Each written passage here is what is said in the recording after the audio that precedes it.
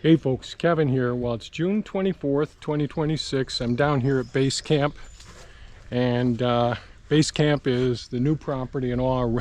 Base camp is the area where we first get onto the new property after coming across all the beaver ponds down there.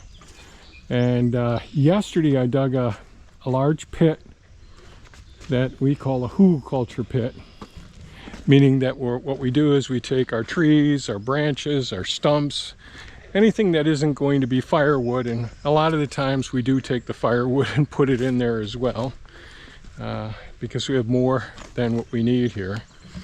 And so yesterday I dug a nice large pit, and today I've been taking all the stuff I kept over there in the side since last fall and just got it all into here.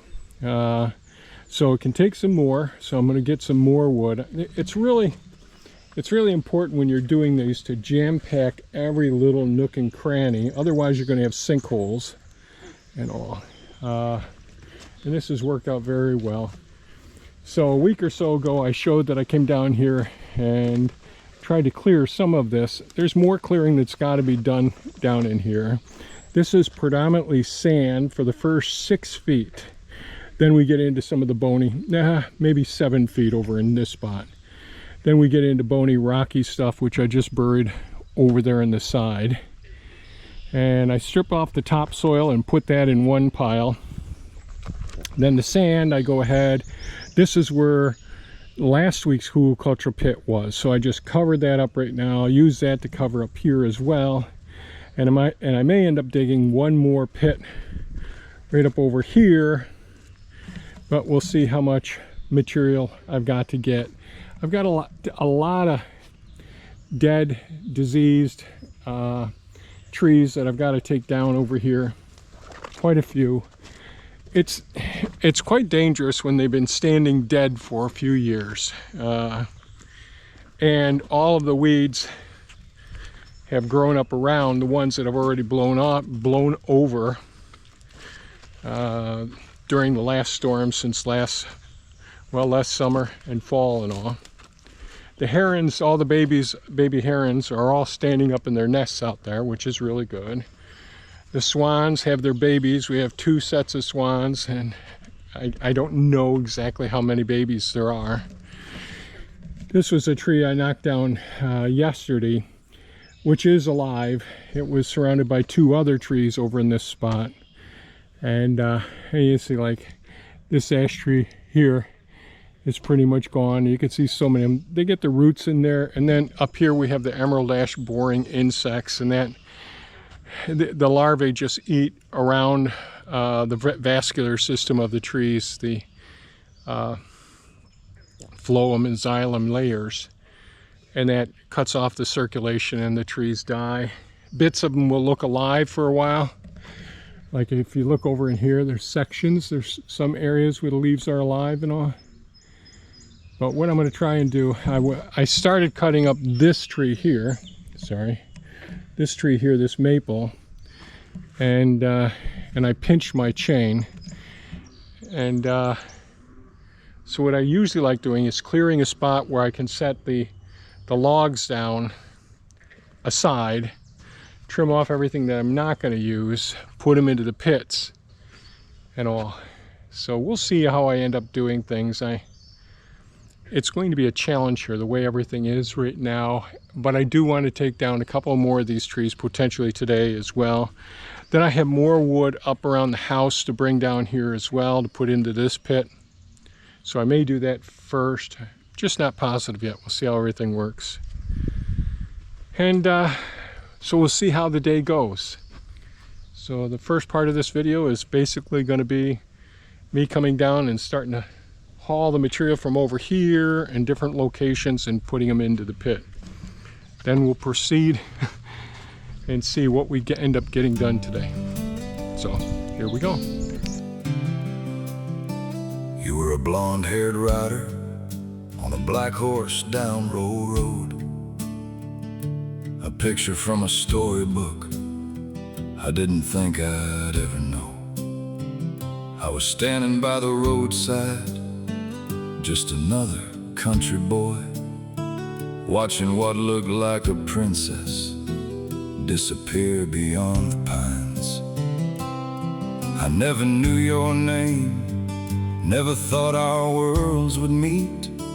Just a beautiful memory riding past me down the street.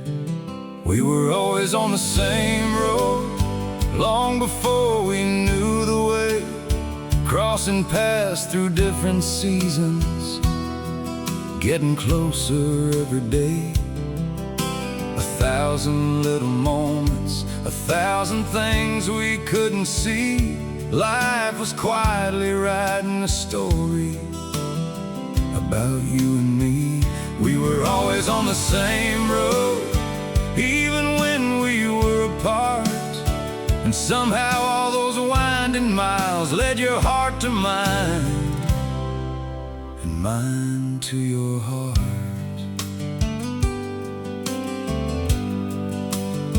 You came from down near the city. I grew up by fields and farms, different worlds and different stories, different dreams and different scars. You loved horses from a young age, I loved forests, streams and skies. Yet somehow all those separate roads kept bringing us side by side. The factory floor, the cafeteria, a horse trail through the trees. We'd brush against each other's lives like leaves upon the breeze. We were always on the same road, long before we knew the way, crossing paths through different seasons, getting closer every day. 1,000 little moments, 1,000 things we couldn't see. Life was quietly writing a story about you and me. Maybe some things happen for a reason. Maybe some hearts are meant to find their way. Maybe all those years were simply preparation for the day we'd finally stay. You were saving for a horse, I was building dreams of home. Neither one of us knew then we'd never walk alone. You said I was a hunk one day, riding through the woods with Connie. I thought you were way out of my league the first time I saw you smiling. Then one conversation turned to two, and two became forever. The easiest thing I've ever done was spending life together. We were always on the same road, long before we knew the way, through every twist and every turn, through every yesterday. 1,000 little miracles, 1,000 chances fade aloud. Life was quietly building something stronger than we knew. Somehow we were always on the same road. The timing just wasn't right, until the day the stars aligned and God brought our two worlds together for life. A black horse on Row Road, a country boy standing still. Neither one of us knew it then, but we were already heading home.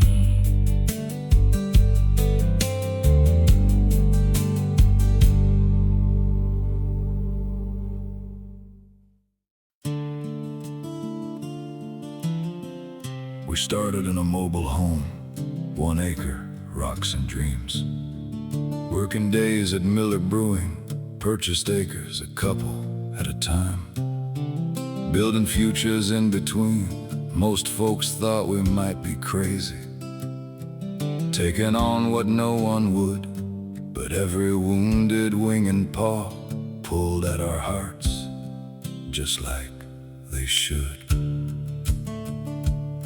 I'd loved animals forever, from the time that I was small. If something hurt or needed help, I'd always answer when it was called. I couldn't bear the thought someday of looking back and wondering why I never followed what I felt when wildlife needed one more try. The wild things found us, one by one they came, broken wings and frightened eyes, and somehow nothing stayed the same. we gave them shelter, We gave them time, and in the process of saving them, they were saving us inside. the wild things found us. The barn became a hospital, the woods became our waiting room. Every cage and every shelter filled with hope and second blooms. Raccoons and owls, geese and squirrels, creatures most folks never see, Teaching lessons every day. about resilience constantly. There were sleepless nights and bottle feedings. Countless tears and countless prayers. Some survived and flew away, Some broke our hearts beyond repair. but every life was worth the effort, Every patient worth the fight. even when the odds were stacked Against us through the night, The wild things found us, one by one they came, broken wings and frightened eyes, and somehow nothing stayed the same. we gave them shelter, We gave them time, and in the process of saving them, they were saving us inside. Then came Bucky, little spotted fawn, farm machinery had broken him. but his fighting spirit carried on. He learned to open every gate and wander where he pleased.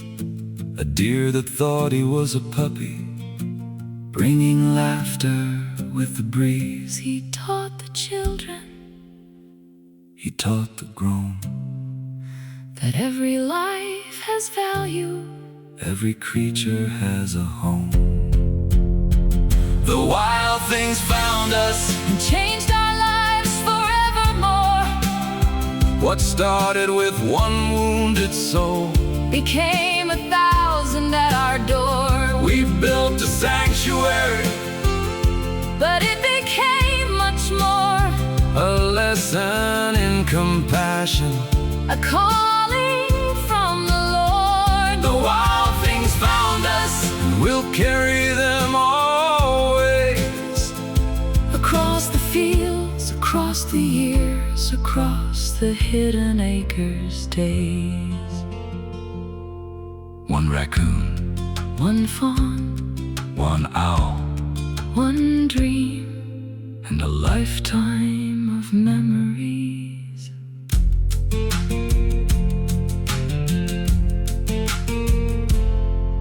Well, things worked out pretty well today.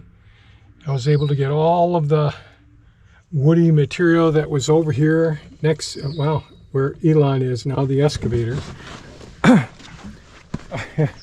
A lot of woody material from last year all piled up there, and got that all over into the pit over here, and got the pit pretty close to being full.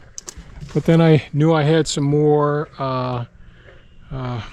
boards from construction and all that stacked up in a couple of piles, so I went and got those. I used Mini-Me for getting a lot of the 2x2s and all, bunches of those, and a few 2x6s in there, or 2x8s. And then I went and got the New Holland skid steer mini skid that came from Central New York Farm Supply. I thought, well, let me give it another shot is I wasn't too impressed with it. It handled, with the forks, a good big heavy pallet of wood that we used to use for holding down the winter cover for the fig trees, the hoop trellis and all. And so I brought that all down in here and then packed it all in here nice and tight, jammed the sides in and all. And then I took some of the material that was on top. This is another Hugelkultur pit here. And when I excavated out this pit, I piled a lot of the material there and over here. And I just worked it out some. Now, it needs a lot of work here, an awful lot of work. A lot of work over there as well. So, but things have got to dry up some before we can work over here. And looks a bit neater over here. I started cutting up that maple that I had knocked down over here, and I pinched my chainsaw earlier. So I fixed the chainsaw, but I haven't come back to finish trimming this a bit. Then this is a old dead ash tree that was up there before. Then I set it over there when I was digging. So yeah, bit by bit, we're making headway. Real happy. There's just a couple of sticks and boards there, but real happy.